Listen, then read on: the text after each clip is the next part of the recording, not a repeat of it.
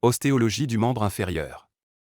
Cette présentation propose une exploration détaillée et aide visuelle in 3D anatomie ostéologique du membre inférieur avec un focus particulier sur l'articulation coxo-fémorale destinée aux étudiants de scène médecine. Panorama osseux du membre inférieur. La cuisse, le fémur. L'os unique de la cuisse, le plus long et le plus solide du corps, formant l'articulation de la hanche. Le genou, la patella. Petit os sésamoïde protégeant l'articulation du genou et optimisant l'action du quadriceps. La jambe, tibia et fibula. Le tibia est l'os porteur principal, tandis que la fibula assure la stabilité de la cheville. Le pied, tarse métatarsien, phalange. Ensemble complexe d'os formant la cheville, la voûte plantaire et le orteil. Architecture du cotyle, acétabulum. Surface lunaire, facies lunata. Parta cartilagineuse et portantine formée des croissants essentiels à la transmission de force. Fosse acétabulaire, fossa acétabuli, zone centrale non articulaire, abritante le ligament de la taille du fémur. Incisure acétabulaire, incisura acétabuli, échancrure inférieure est comblée par le ligament transverse. Constituant osseux. Formé par la fusion d'ilium, l'ischumète le pubis pour une stabilité maximale. Tété et de col du fémur, géométrie et de congruence. La géométrie spécifique de la tête et du col fémoral est essentielle pour la congruence et la fonctionnalité de l'articulation de la hanche. La tête fémorale. Forme sphérique, forme les d'oxtier une sphère, rayon de 20-25 mm, assurant une congruence maximale. Congruence, permettre des mouvements simples et une répartition efficace de contraintes avec l'acétabulum. Le col fémoral.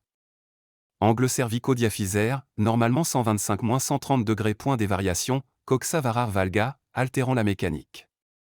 Antéversion fémorale, normalement 10-15 degrés vers l'avant. Point influence la rotation et la posture du membre. Capsule articulaire, insertion et zone. La capsule articulaire est une structure fibreuse et épaissie résistante qui entourait l'articulation, cruciale pour sa stabilité. Insertion fémorale. En avant, le long de la ligne intertrochantérique. En arrière, plus médialement sur le col fémoral, laissant une partie du col extracapsulaire. Insertion coxale. Sur le pourtour de l'acétabulum, adhérente à la face externe du labrum osseux. Structure de la capsule. Composée une couche fibreuse externe et une membrane synoviale interne. Renforcée par des fibres circulaires et formant la zone orbiculaire qui enserre le col fémoral. Importance fonctionnelle. Joue un rôle majeur dans la stabilité passive de la hanche, limitant l'hyperextension ou l'ist mise en tension. Repère osseux palpable est de la hanche. 2 points grands trochanter. Localisation, saillie osseuse latérale sur l'extrémité supérieure du fémur. Importance, point insertion musculaire, utile pour détecter la bursite trochantérienne. Un point épinélien antéro-supérieur, EIAS. Localisation, point saillantal avant-tête sur le côté du bassin, facilement palpable. Importance, repère clé pour mesurer la longueur des membres inférieurs. 3 points tubérosité ischiatique. Localisation, saillie sous la fesse, point d'appui imposition assise.